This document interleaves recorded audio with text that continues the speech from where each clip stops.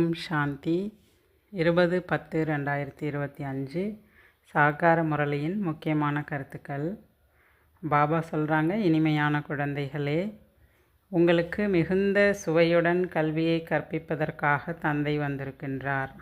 சுவையோடு அப்படின்னா ஆர்வத்தோடு பாபா குழந்தைகளுக்கு கல்வியை கற்பிப்பதற்காக வந்திருக்கின்றார். நீங்களும் சுவையுடன் படிங்கள், அதாவது ஆர்வத்தோடு படிங்க. நமக்கு கல்வி கற்பிப்பவர் சுயம் பகவான் என்ற போதை உங்களுக்கு இருக்க வேண்டும். அந்த போதையோடு நீங்கள் ஆர்வத்தோடு இந்த கல்வியை கற்றுக்கங்கன்னு பாபா சொல்கிறார். பாபா கேள்வி கேட்குறாங்க, பிரம்மா குமார் குமாரிகளாகிய உங்களது லட்சியம் அல்லது சுத்தமான பாவனை என்ன? பதில், 5000 ஆண்டு முந்தைய கல்பத்தை போன்று மீண்டும் ஸ்ரீமத் மூலம் உலகில் சுகம் சாந்தி நிறைந்த ராஜ்யத்தை ஸ்தாபனை செய்வதுதான் உங்களது லட்சியமாகும். ஸ்ரீமத் மூலம் நாம் முழு உலகிற்கும் சத்கதி செய்வோம் என்பதுதான் உங்களது சுத்தமான பாவனை ஆகும். பிரம்மா குமார் குமாரிகளுடைய லட்சியம் என்ன? ஸ்ரீமத் மூலமாக சுகம் சாந்தி நிறைந்த ஒரு ராஜ்யத்தை ஸ்தாபனை செய்கிறது. மேலும் ஸ்ரீமத் மூலமாக நம்ம முழு உலகிற்கும் சத்கதி செய்வோம் அப்படிங்கிறது தான் உங்களுடைய சுத்த பாவனை அப்படின்னு சொல்கிறாரு. நாம் அனைவருக்கும் சத்கதி கொடுக்கக்கூடியவர்கள் என்று நீங்கள் போதையோடு கூறுகிறீர்கள். உங்களுக்கும் தந்தையிடமிருந்து அமைதி பரிசு கிடைக்கிறது. நரகவாசியிலிருந்து சொர்க்கவாசி ஆவது தான் அந்த பரிசு பெறுவதாகும். ஆகினால நீங்களும் கூட என்ன பண்ணுறீங்க, போதையோடு, ஆன்மீக போதையோடு நீங்களும் சொல்கிறீங்களா, நாம் தான் அனைவருக்கும் சத்கதி கொடுக்கக்கூடியவர். அதுக்கு ரிட்டன் பரிசு பாபா என்ன கொடுக்குறாரு? சொர்க்கவாசி ஆவது தான் அந்த பரிசு. நீங்கள் சாந்தியை ஸ்தாபனை செய்கிறீங்க இல்லையா, உங்களுடைய விருத்தி மூலமாக நீங்கள் மாறி அந்த வைப்ரேஷனை கொடுக்கறதுனால உங்களுக்கு ரிட்டன் பரிசு பாபா சொர்க்கவாசியாக ஆகிறாரு. ஓம் சாந்தி. மாணவர்கள் படிக்கின்ற பொழுது குஷியோடு படிக்கிறாங்க. ஏன்னா மாணவ வாழ்க்கை என்றாலே மகிழ்ச்சியான வாழ்க்கை. அப்போ எப்படி அவங்க குஷியோடு படிக்கிறாங்க? ஆசிரியரும் மிகுந்த குஷியோட சுவையோடு கற்பிக்கிறார். இங்கேயும் நம்முடைய டீச்சர் அப்படி தான் ஆர்வத்தோடு சுவையோடு கற்பிக்கிறார். ஆசிரியராக இருக்கும் எல்லையற்ற தந்தையும் நமக்கு மிகுந்த சுவையுடன் கல்வி கற்பிக்கின்றார் என்பதை குழந்தைகள் அறிவீர்கள்.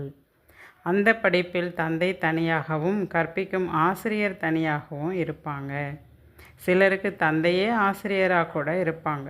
அப்படி இருந்து கல்வி கற்பிக்கும் பொழுது மிகுந்த சுவையோடு கற்பிப்பார். ஆர்வத்தோடு குழந்தைக்கு கற்பிப்பாராம்.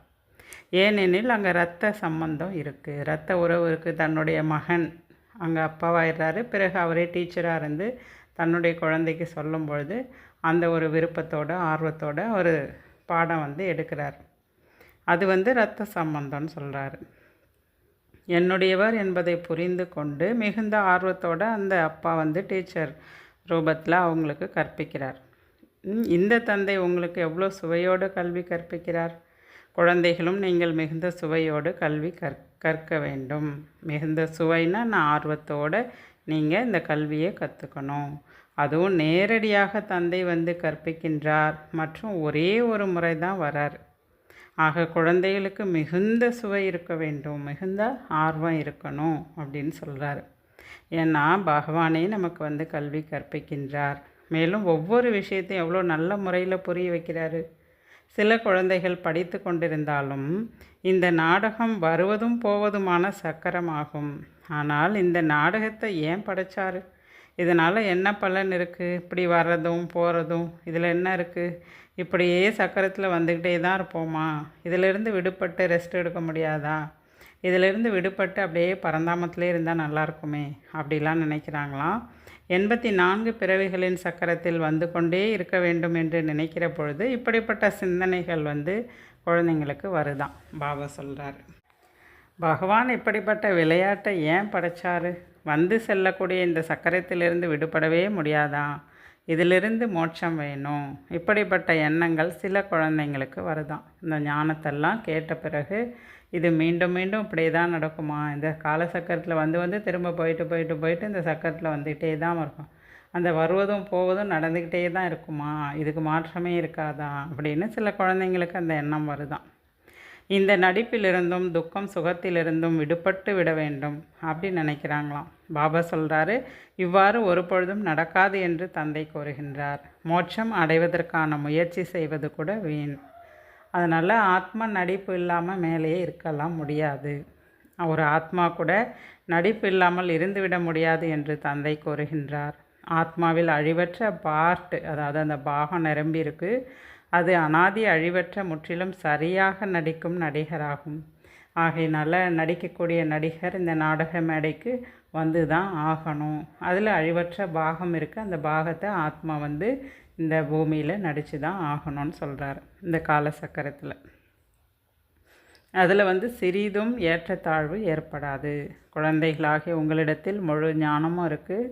இந்த நாடகத்தின் பாகத்திலிருந்து யாருமே விடுபட முடியாது. யாரும் மோட்சமும் அடைய முடியாது. அனைத்து தர்மத்தினரும் வரிசை கிரமமாக இங்கே வந்தே ஆக வேண்டும்.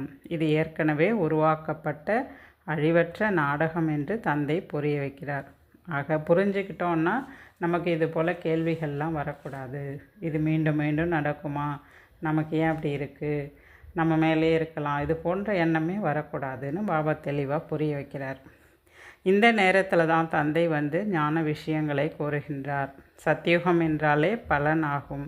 இந்த நேரத்தில் தான் பாபா உங்களுக்கு இது விஷயங்கள்லாம் புரிய வைக்கிறாரு. கீதையிலும் கூட ஆரம்பத்தில் மற்றும் கடைசியில் மன்மனாபவ என்ற விஷயம் வருகிறது. பதவி அடைவதற்காக தான் கல்வியே கற்பிக்கப்படுகிறது. நீங்கள் ராஜா ஆவதற்காக இப்பொழுது முயற்சி செய்து கொண்டிருக்கிறீர்கள். மற்ற தர்மத்தினரும் புரிய வைக்கப்படுகின்றனர். அதாவது அவர்கள் வரிசை கிரமமாக வராங்க. தர்மஸ்தாபகர் வந்தாங்கன்னா பிறகு அவங்களுடைய தர்ம ஆத்மாக்கள் அனைவரும் இங்கே வந்து தான் ஆகணும். மற்றபடி அவங்களுடையது ராஜ்யத்திற்கான விஷயம் கிடையாது. ஒரே ஒரு கீதை சாஸ்திரத்துக்கு தான் அதிக மகிமை இருக்குது.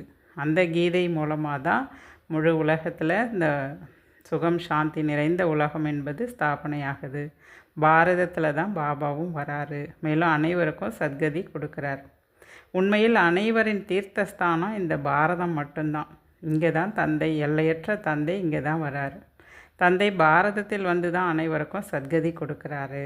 என்னை விடுவிப்பவர், வழிகாட்டி அப்படின்லாம் பாபா சொல்கிறார். என்ன தான் விடுவிப்பவர், வழிகாட்டி அப்படியெல்லாம் சொல்கிறாங்க. நான் உங்களை இந்த பழைய உலகம் துக்கமான உலகிலிருந்து விடுவித்து சாந்தி தாமம் சுகதாமத்திற்கு அழைத்து செல்கின்றேன் அப்படின்னு சொல்கிறார். பாபா நம்மை சாந்தி தாம சுகதாமத்திற்கு அழைத்து செல்வதற்காக தான் வந்திருக்காருங்கிறத நீங்களும் புரிஞ்சிருக்கீங்க. மற்ற அனைவரும் சாந்தி தாமத்திற்கு செல்வார்கள். பாபா வந்து இப்போ துக்கத்திலிருந்து விடுவிக்கிறாரு. அவருக்கு பிறப்பு இறப்பெல்லாம் கிடையாது. தந்தை வருவார், பிறகு போயிடுவார். அவர் இறந்து விட்டார் என்று ஒருபொழுதும் கூறுவது கிடையாது. சிவானந்தர் இறந்து விட்டால் அவங்களுக்கு இறுதி சடங்கு செஞ்சாங்களாம். அதே போல் இந்த தந்தை சென்று விட்டால் இவருக்கு இறுதி சடங்கு, விழா போன்ற எதுவும் செய்ய வேண்டிய அவசியம் இல்லை. ஏன்னா அவர் வருவதே நமக்கு தெரியறது கிடையாது. அதனால் அவர் இறுதி சடங்குக்கான விஷயமே இங்கே கிடையாது. ஏன்னா அவர் சொந்தமாக ஒரு சரீரத்தை எடுத்துலாம் வரலை, பிறகு அந்த சரீரத்தை விட்டு போகலை. ஆகையினால பாபா சொல்கிறாரு, நான் ஒரு உடலில் பிரவேசமாகிறேன், வந்து என்னுடைய காரியத்தை செய்கிறேன், நான் போயிடுறேன். இது எல்லாமே குப்தமானது. ஆக மற்ற அனைத்து மனிதர்களுக்கும் இறுதி சடங்கெல்லாம் நடக்கும். ஆனால் பாபாவுக்கு, தந்தைக்கு இறுதி சடங்கு கிடையவே கிடையாது. ஏன்னா பாபா சொல்கிறாரு, எனக்கு சொந்த சரீரமே கிடையாது. மற்ற அனைத்து மனிதர்களும் எல்லாரும் கடைசி நேரம் கொசு கூட்டம் போல் ஆத்மாக்கள் போயிடுவாங்க, சரீரத்தை விடுவாங்க, பிறகு கொசு கூட்டம் போல் ஆத்மா கிளம்பிடும். சத்தியுகத்தில் இந்த ஞானம் பக்திக்கான விஷயம் ரெண்டுமே இருக்காது. இது இப்பொழுது தான் நடைபெறுகிறது. இதற்கான வித்தியாசம் எல்லாம் நீங்கள் பார்க்கக்கூடியது இந்த சங்கம யுகத்தில் தான் அப்படின்னு பாபா சொல்கிறார். எப்பொழுது புது உலக ஸ்தாபனை செய்து பழைய உலகை அழிக்க வேண்டுமோ அந்த நேரத்தில் தான் நான் வரேன் அப்படின்னு பாபா சொல்கிறார். இவ்வளவு பெரிய காரியம் ஒருவர் மட்டும் செய்துவிட முடியாது. ஆகையினால உதவியாளர்களும் பல பேர் தேவை. அதுதான் குழந்தைகள். இந்த நேரத்தில் குழந்தைகளாகி நீங்கள் தான் தந்தையின் உதவியாளராக ஆகியிருக்கீங்க. அதுவும் குறிப்பாக பாரதத்துக்கு உண்மையான சேவை செய்கிறீங்க. சத்தியமான தந்தை சத்தியமான சேவை செய்கிறதுக்கு குழந்தைங்களுக்கு கற்றுக் கொடுக்குறாரு. தனக்கும் பாரதத்திற்கும் மற்றும் முழு உலகத்திற்குமே நன்மை வந்து குழந்தைகள் நீங்கள் தான் செய்கிறீங்க. ஆக எவ்வளோ ஆர்வத்தோடு நீங்கள் இந்த சேவையை செய்யணும். பாபா எவ்வளோ ஆர்வத்தோடு அனைவருக்கும் சத்கதி அளிக்கிறாரு. இப்பொழுது அனைவருக்கும் சத்கதி அவசியம் ஏற்பட வேண்டும் அப்படின்னு நீங்கள் நினைக்கிறீங்க இல்லையா? இதுதான் சுத்த அகங்காரம் மற்றும் சுத்த பாவனை. உங்களுடைய சுத்த பாவனை மூலமாக தான் மாற்றம் என்பது ஏற்படுது. உங்களுக்கு புரிஞ்சிருச்சு இப்போ உலகத்துக்கு சத்கதி ஏற்பட்டே ஆகணும் அப்படின்ட்டு. ஆகையினால தான் நீங்கள் ஸ்ரீமத் மூலமாக உண்மையிலும் உண்மையான சேவை செய்கிறீங்க. ஆனால் குப்தமாக இருக்கிறீங்க, யாருக்கும் தெரியாது. ஆத்மா சரீரத்தின் மூலமாக இந்த காரியங்களை செய்து பிரம்மா குமாரிகளாகிய உங்களது நோக்கம் என்ன என்று பலர் உங்களோட கேட்குறாங்க. உலகில் சத்தியுகம் சுகம் சாந்தியான ராஜ்யத்தை ஸ்தாபனை செய்வது தான் பிரம்மா குமாரிகளினுடைய நோக்கம் அப்படின்னு சொல்லுங்கள். ஸ்ரீமத் படி நாம் சுகம் சாந்தி நிறைந்த ராஜ்யத்தை நாங்கள் ஸ்தாபனை செய்கிறோம் அப்படின்றத சொல்லுங்கன்றார். நாம் ஒவ்வொரு 5000 ஆண்டுக்கு பிறகு ஸ்ரீமத் மூலமாக உலகில் அமைதியை ஸ்தாபனை செய்து உலக அமைதிக்கான பரிசை நாங்கள் அடையிறோம் அப்படின்றத சொல்லுங்கள். உலக ராஜ்யத்திற்கான உண்மையிலும் உண்மையான பரிசு இப்பொழுது நாம் தந்தையிடமிருந்து அடைந்து கொண்டிருக்கிறோம். பாரதம் நமது உயர்ந்த தேசம் என்று சொல்கிறாங்க, எவ்வளோ மகிமை செய்கிறாங்க. நான் பாரதத்திற்கு எஜமான் என்று அனைவரும் நினைக்கிறார்கள். ஆனால் எஜமானர்களாக இருக்கிறாங்களா என்ன? கிடையாது. ஆனால் இப்பொழுது குழந்தைகளாகி நீங்கள் பாபாவின் ஸ்ரீமத் மூலமாக ராஜ்யத்தை ஸ்தாபனை செய்கிறீங்க. இதில் எதுவும் ஆயுத பலம் எதுவுமே கிடையாது. உங்களுடையது எல்லாமே குப்தமான முயற்சி, குப்தமான போர் தான். நம்ம ஸ்தூலமான ஆயுதங்களை கொண்டெல்லாம் நம்ம ராஜ்யத்தை நம்ம அடையலை. இங்கே குழந்தைகள் தெய்வீக குணங்களை தாரணை செய்கிறீங்க. அதனால தான் உங்களுக்கு மகிமை மற்றும் பூஜை எல்லாம் நடக்குது. அம்பாவிற்கு ஜெகதாம்பாவுக்கு பாருங்கள் எவ்வளோ பூஜை நடக்குது. ஆனால் அந்த அம்பாள் யார்? பிராமண குழந்தையா அல்லது தேவதையா? இது யாருக்குமே தெரியாது. அந்த அம்பாள் பிராமண குழந்தை. அவங்களுடைய முயற்சி எல்லாமே பாருங்கள், அவங்களுக்கு மகிமை எல்லாமே பிராமணியாக இருந்து அவங்க செய்த செயலினுடைய அதுக்கான பலன்தான் அந்த பக்தி மகிமை எல்லாமே அப்படின்னு சொல்கிறாரு. அம்பாள், காளி, துர்கை, சரஸ்வதி போன்றவர்கள் இவ்வாறு பல பேர் இருக்குது. இங்கும் கூட கீழே அம்பாவின் கோவில் சிறியதாக இருக்குது. அம்பாவிற்கு அதிக கைகளெல்லாம் கொடுத்துருக்காங்க. உண்மையாகவே ஒருத்தவங்களுக்கு அவ்வளோ ஒரு கையெல்லாம் இருக்க முடியாது, இத்தனை கைகள்லாம் கொடுக்க முடியாது. அது எல்லாமே எதை குறிக்குது? அவங்களுக்கு பின்னாடி பல சகயோகி குழந்தைகள் இருந்திருக்காங்க அப்படின்றத குறிக்குது. மற்றபடி உண்மையாகவே பல கரங்கள் உடைய யாருமே கிடையாது. இதெல்லாம் குருட்டு நம்பிக்கைன்னு பாபா சொல்கிறார். இப்போ கிறிஸ்து, புத்தர் போன்றவங்கெல்லாம் வந்திருக்காங்க. அவங்களது மதங்களை ஸ்தாபனை செஞ்சாங்க. அவங்களுடைய தேதி நாள் எல்லாமே அக்யூரேட்டாக அவங்கள்ட்ட இருக்குது. இப்போ அவங்களுடைய விஷயத்தெல்லாம் பார்த்தா அதை குருட்டு நம்பிக்கைன்னு சொல்ல முடியாது. அவங்க எல்லாமே கரெக்டான அடையாளம் வச்சுருக்கிறாங்க. ஆனால் பாரதவாசிகள் தான் என்ன பண்ணிட்டீங்க? எல்லாத்தையும் மறந்துட்டீங்க. தன்னுடைய தர்மம் எப்போ யாரால் ஸ்தாபனை செய்யப்பட்டது எதுவுமே தெரியாது. ஆகையினால தான் நீங்கள் செய்யக்கூடிய செயல் எல்லாமே கூட மாறி மாறி செய்கிறீங்க. அதனால தான் இது குருட்டு நம்பிக்கைன்னு கூட சொல்லப்படுது. இப்பொழுது நீங்கள் பூஜாரியாக இருக்கிறீங்க, பிறகு பூஜைக்குரியவர்களாக ஆகிறீங்க. உங்களது ஆத்மாவும் பூஜைக்குரியது அப்படின்னா சரீரம் கூட பூஜைக்குரியதாக ஆகிடுது. உங்களது ஆத்மாவிற்கும் பூஜை நடக்குது, பிறகு சரீரமும் பூஜைக்குரியதாக எப்படி ஆகுதுன்னா, நீங்கள் தேவதை ஆகும்போது அங்கே உங்களுடைய சரீரம் தூய்மையாக இருக்கு இல்லையா? ஆகையினால உங்களுடைய சரீரமும் பூஜைக்குரியதாக ஆகுது. பாபா நிராகாரராக இருக்கார், அவர் சதா பூஜைக்குரியவராக இருக்கார். அவர் ஒரு பொழுதும் பூஜாரியாக ஆவது கிடையாது. நீங்கள் தான் பூஜைக்குரியவர்களாகவும் பூஜாரிகளாகவும் ஆகிறீங்க. பாபா உங்களுக்கு இதெல்லாம் புரிய வைக்கிறார். இங்கு தந்தை உண்மையான சேவை செய்கிறாரு, அனைவருக்கும் சத்கதி கொடுக்குறார். இப்போ பாபா சொல்கிறாரு, குழந்தைகளே என் ஒருவனை மட்டும் நினைவு செய்யுங்க, வேறு எந்த தேகாதாரியையும் நினைவு செய்யக்கூடாது. ஏன்னா தேகாதாரியை நினைவு செஞ்சால் ஆத்மா தூய்மையாகாது, சதோப்பிரதானம் ஆகாது.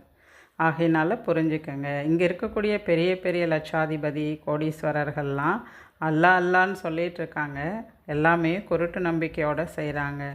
அதோடு மட்டும் இல்லை, சில பேர் பாபா சொல்கிறாராம் நான் தான் என்பது, அதாவது ஹம்சோ என்பதன் பொருளை பாபா புரிய வைக்கிறாரு தெளிவாக. நான் தான் சிவன் என்று அவங்க சொல்லிடுறாங்க. சிவோகம், நான் ஆத்மா, பரமாத்மாவே எனக்குள்ளே இருக்கார், நானே பரமாத்மா அப்படின்னு சிவோகம், நானே பரமாத்மா அப்படி சொல்லிடுறாங்களாம். ஆத்மா தான் பரமாத்மா அப்படின்னு சொல்லிடுறாங்களாம். பாபா இதில் எது சரி எது தவறுன்றதை தெளிவாக பிரித்து புரிய வைக்கிறார். பக்தியில் நீங்கள் கேட்குறது சரியா அப்படின்றத நீங்களே புரிஞ்சுக்கங்க. அந்த சிவோகம் அப்படின்னா நானே சிவன், இப்போ நானே பரமாத்மா, எனக்குள்ளே பரமாத்மா இருக்காருன்னு சொல்கிறாங்க இல்லையா? அது சரியா தவறான்றதை நீங்களே முடிவெடுங்க. உங்களுக்கு சரியான விளக்கம் புரிதல் நான் கொடுக்குறேன் அப்படின்னு சொல்கிறார். நான் தான்ங்கிற பொருளை பாபா புரிய வைக்கிறது அவங்க என்ன பண்ணிடுறாங்க, ஆத்மா தான் பரமாத்மா அப்படின்னு சொல்லிடுறாங்க. இதை நீங்கள் புரிஞ்சுக்கணும். அதே போல் இந்த பக்தி நிறைய இந்த பக்தி மார்க்கத்தின் விஷயங்கள் எல்லாமே நிறைய இருக்குது. அது எல்லாமே ஸ்தூலமான சம்பாத்தியத்துக்காக நிறையா செய்கிறாங்க. இப்போ கிரந்தம் படிக்கிறாங்க, பிறகு என்ன பண்ணுறாங்க, அவங்கள பின்பற்றக்கூடியவர்கள் பல பேர் வராங்க, பிறகு அவங்க பல கடைகள் திறக்கிறாங்க, அதில் அவங்களுக்கு ஸ்தூலமான வருமானம் நிறையா கிடைக்குது. இதெல்லாம் பக்தி மார்க்கத்தினுடையது. அதுபோல் பிரம்மயோகி, தத்துவ யோகி, சன்னியாசிகள் இவங்கெல்லாம் பல பேர் இருக்கிறாங்க. உண்மையில் பாரதவாசிகள் தான் தேவி தேவதா தர்மத்தை சார்ந்தவர்கள். ஆனால் அந்த பாரதவாசிகள் தன்னை இந்துன்னு சொல்லிக்கிறாங்க. அதே போன்று தான் பிரம்மம் கூட தத்துவம், அங்கே தான் ஆத்மாக்கள் இருக்குது. ஆனால் அவர்கள் பிரம்மஞானி, தத்துவ ஞானின்னு அவங்க பேர் வச்சுக்கிறாங்க. நீங்கள் எப்படி தேவதா தர்மத்தினர் இந்துஸ்தானில் வசிக்கிறதுனால தன்னை இந்து தர்மம்னு இடத்தோட பேர் வச்சுக்கிறீங்களோ, அதுபோல் அவங்க பிரம்ம தத்துவத்தோட பேரை வச்சுக்கிறாங்க. நாங்கள் பிரம்மஞானி, தத்துவ ஞானின்னு பேர் வச்சுக்கிறாங்களாம். பாபா சொல்கிறார், எல்லாமே பிரம்மை. இங்கே சொல்லக்கூடிய விஷயங்கள் எல்லாமே பிரம்மை. நான் எல்லா பிரம்மையிலிருந்தும் உங்களை நான் தூரமாக்குறேன் அப்படின்னு சொல்கிறார். அந்த அநேக வழிமுறைகள் எல்லாம் விட்டுட்டு இப்போ பாபா உங்களுக்கு வழிமுறை என்ன சொல்கிறாரோ அதை மட்டும் கேளுங்க. இந்த வழிமுறை தான் உங்களுக்கு அதிசயம் செய்விக்கக்கூடியது. இந்த வழிமுறை தான் முழு உலகையே மாற்றம் செய்யக்கூடியது அப்படின்னு சொல்கிறாரு. அடுத்து சொல்கிறாரு, தெய்வீக பார்வை கொடுக்கக்கூடியவர் ஒரே ஒரு தந்தை தான் என்பதை நீங்கள் தெரிஞ்சிருக்கீங்க. தெய்வீக பார்னா சாட்சாத்காரம் செய்விக்கக்கூடியவர் ஒரே ஒரு பாபா தான். அந்த தெய்வீக பார்வைக்கான சாவி எங்களுக்கு கொடுங்க அப்படின்னு கேட்டாலும் பாபா சொல்கிறாரு, நாங்கள் யாருக்கு வேண்டுமானாலும் நீங்கள் எங்களுக்கு அந்த ஒரு கிஃப்ட்டு கொடுங்க, நாங்கள் யாருக்கு வேணாலும் சாட்சாத்காரம் செய்விக்கிறோன்னு பாபாட்ட சொல்கிறாங்களாம். பாபா சொல்கிறாரு, இந்த சாவி யாருக்கும் கிடைக்காது அப்படின்னு சொல்கிறாரு. உங்களுக்கு அதுக்கு பதிலாக நான் முழு உலகத்தோட ராஜ்யத்தையே கொடுக்குறேன். நான் சொர்க்கத்துக்கு நான்லாம் வரப்போகிறது கிடையாது. நீங்கள் போங்க, ராஜ்யத்தை ஆளுங்க. மற்றபடி சாட்சாத்காரம் செய்விப்பது என்னுடைய பார்ட். இதை நான் யாருக்கும் கொடுக்க மாட்டேன். சாட்சாத்காரம் ஏற்படுறதுனால எவ்வளோ குஷி அடைகிறாங்க, மற்றபடி அது அடையக்கூடிய விஷயம்லாம் எதுவும் கிடையாது. காட்சி பார்க்குறதுனால அதில் என்ன இருக்குது, ஒன்றுமே இல்லை. சாட்சாத்காரம் ஏற்படுவதன் மூலமாக யாராவது நோயற்றவர்களாக ஆயிடுறாங்களா? செல்வம் கிடச்சிடுதா? அதே போல் முக்தி அடைஞ்சிடுறாங்களா? இப்போ மீரா கூட தான் காட்சி பார்த்தாங்க, அவங்க முக்தி அடைஞ்சிட்டாங்க. அவர் வைகுண்டத்தில் தான் வசிக்கிறார்னு மனிதர்கள் நினச்சிட்ருக்காங்க. ஆனால் வைகுண்டம் எங்கே இருக்குது, கிருஷ்ணபுரி எங்கே இருக்குது, அதெல்லாம் எதுவுமே தெரியாது. அதனால் இந்த சாட்சாத்காரத்துக்கெலாம் ஆசைப்பட வேணாம். அந்த சாட்சாத்காரம் பார்க்குறது காட்டுறதுக்கான சாவியெல்லாம் என்கிட்ட தான் இருக்குது, அது தேவையில்லை யாருக்கும் அப்படின்னு சொல்கிறார். தந்தை அனைத்து விஷயங்களையும் புரிய வைக்கிறாரு. இந்த பிரம்மா பாபா கூட முதல்ல பாபா காட்சி காட்டினாராம். விஷ்ணுவோடைய காட்சியும் ஏற்பட்டது. பிறகு விநாசத்தோடைய காட்சியும் பார்த்தார். பிறகு ராஜ்யத்தையும் பார்த்தார். அப்போது தான் அவருக்கு நம்பிக்கை ஏற்பட்டது, ஆகா நான் உலகத்துக்கே எஜமானராக போகிறேன். பாபா பிரவேசமானார். பாபா இவை அனைத்தையும் நீங்கள் எடுத்துக்கோங்க, எனக்கு உலக ராஜ்யம்தான் தேவை, இது எல்லாம் அல்ப காலமானது, அழியக்கூடியது, இதெல்லாம் நீங்கள் உங்களுடைய காரியத்துக்கு பயன்படுத்துங்கன்னு பிரம்மா பாபாவுக்கு வைராக்கியம் ஏற்பட்டு தான். நீங்கள் வியாபாரம் செய்ய வந்திருக்கிறீங்க, யார் ஞானத்தை அடைகிறாங்களோ அவங்களுக்கு பக்தி விடுபட்டுடுது. இந்த ஞானத்தினுடைய சாரம் புரிஞ்சிருச்சுன்னா அவங்க பிறகு எல்லாத்தையும் விட ஆரம்பிச்சிடுவாங்க. அப்படி தான் பிரம்மா பாபா எல்லாத்திலிருந்து ஈஸியாக விடுபட்டாராம். நல்லது. தாரணைக்கான முக்கிய சாரம். முதல் பாயிண்ட் பாபா சொல்கிறாரு, தெய்வீக குணங்களை தாரணை செய்து ஸ்ரீமத் படி நடந்து பாரதத்திற்கு உண்மையான சேவை செய்ய வேண்டும். தனக்கும் பாரதத்திற்கும் உலகிற்கும் மிகுந்த ஆர்வத்தோடு நன்மை செய்ய வேண்டும். ரெண்டாவது பாயிண்ட் சொல்கிறாரு, நாடகத்தில் பதிவாகி இருக்கும் அழிவற்ற அனாதி பாகத்தை யதார்த்த முறையில் புரிந்து கொண்டு நேரத்தை வீணாக்கும் முயற்சி செய்யக்கூடாது, வீண் எண்ணங்களும் எழுப்பக்கூடாது. பாபா வரதானம் சொல்கிறாங்க, தீபராஜா தந்தை மூலமாக அமர ஜோதி எனும் வாழ்த்து பெற்று சதா அமர் ஆகுங்கள். பாபா வரதானத்துக்கு விளக்கம் கொடுக்குறாரு. உயிரோட்டமுள்ள உங்களது ஆத்ம தீபங்களின் நினைவாகவே பக்தர்கள் தீபாவளி எனும் தீபமாலையை கொண்டாடுகின்றனர். சுடர்விடும் தீபம்தான் நீங்கள். குழந்தைகளாகிய நீங்கள் தீபங்களின் தலைவனுடன் மங்களகரமான சந்திப்பை கொண்டாடுகிறீர்கள். பாப்தாதா குழந்தைகளாகிய உங்களது நெற்றியில் சுடர்விடும் தீபத்தினை பார்க்கின்றார். அழியாத அமர தீபங்களான குழந்தைகள் நீங்கள் தீபராஜா தந்தை மூலமாக வாழ்த்துக்களை பெற்று சதா அமர்பவ என்னும் வரதானத்தை அடைகிறீர்கள். தீபராஜா தந்தை மற்றும் தீபராணிகளான குழந்தைகளின் சந்திப்பின் நினைவே தீபாவளி நன்னாளாகும். தீபராஜா தந்தை எப்போ நம்மளை சந்திக்கிறாரோ அப்போ நம்ம எல்லாருடைய ஆத்ம ஜோதியும் எரிய ஆரம்பிச்சிடுது. பிறகு நம்ம எல்லாரும் ஒரு தீப மாலையாக ஆயிடுறோம். இந்த தீப மாலை தான் தீபாவளியாக அவங்க கொண்டாடுறாங்க அப்படின்னு சொல்கிறார். ஸ்லோகன்: நீங்களும் பாபாவும் இருவரும் மூன்றாவது ஒருவரால் பிரிக்க முடியாதவாறு இணைந்திருங்கள். நீங்கள் பாபா 2 பேர் தான். மூணாவது ஒரு நபர் உங்களுடைய வாழ்க்கையில் என்ட்ராகவே கூடாது. அந்த அளவுக்கு உங்களை பிரிக்க முடியாத அளவுக்கு 2 பேரும் இணைஞ்சிருங்க அப்படின்னு சொல்கிறார். அவ்யக்த இஷாரா: நிகழ்காலத்தின் சமயத்திற்கேற்ப ஆத்மாக்கள் அனைவரும் கைமேல் பலனாக நடைமுறை வாழ்வின் பயனை பார்க்க விரும்புகிறார்கள். எனவே உடல், மனம், செயல், தொடர்பு, சம்பந்தம் யாவிலும் அமைதி சக்தியை பயன்படுத்தி பாருங்கள். அமைதி சக்தியால் உங்களது எண்ணமானது கம்பியில்லாத தந்தியை விட வெகு விரைவில் எவ்வளவு தொலைவில் உள்ள ஆத்மாவையும் சென்றடையும். இந்த சக்தியின் விசேஷ எந்திரம் என்ன அப்படின்னா சுப சங்கல்பம். இந்த சங்கல்பம் எனும் எந்திரத்தால் விரும்பியவற்றை வெற்றி சொரூபமாக நீங்கள் பார்க்க முடியும். அதாவது உங்களுடைய தூய எண்ணம் தான் இந்த சக்தியினுடைய விசேஷ எந்திரம். இந்த உங்களுடைய தூய எண்ணங்களின் வைப்ரேஷனை நீங்கள் எங்கே இருக்கிறவங்களுக்கும் நீங்கள் அனுப்பலாமா. அப்படி அனுப்புனீங்க அப்படின்னா நீங்கள் யார் எப்படிப்பட்டவங்க, எப்படி மாறணும், எப்படி இருக்கணும் அப்படின்னு நினைக்கிறீங்களோ அப்படி ஆக முடியும். உங்களுடைய பியூர் எண்ணங்களின் வைப்ரேஷனை நீங்கள் எங்கே இருந்துட்டும் ஒரு நொடியில் அனுப்பலாம். வயர்லெஸ் அந்த கம்பி இல்லாத மெசேஜ் தான் ஃபோன் மூலமாக பாருங்கள், ஒரு இடத்துலேருந்து இன்னொரு இடத்துக்கு எவ்வளோ தூரத்தில் இருக்கவங்களையும் தொடர்பு கொள்ள முடியுது இல்லையா. வயர்லெஸ் செட்டிங் நடக்குதில்ல, அதுபோல் இங்கேயும் கூட நம்மளுடைய சுத்த எண்ணங்களின் வைப்ரேஷன் எங்கே இருக்கக்கூடியவர்களையும் மாற்றும். இந்த ஒரு காரியத்தை செய்யுங்க. இதை தான் எல்லாரும் இப்போ எதிர்பார்க்குறாங்க அப்படின்னு பாபா சொல்கிறாரு. நல்லது. ஓம் சாந்தி.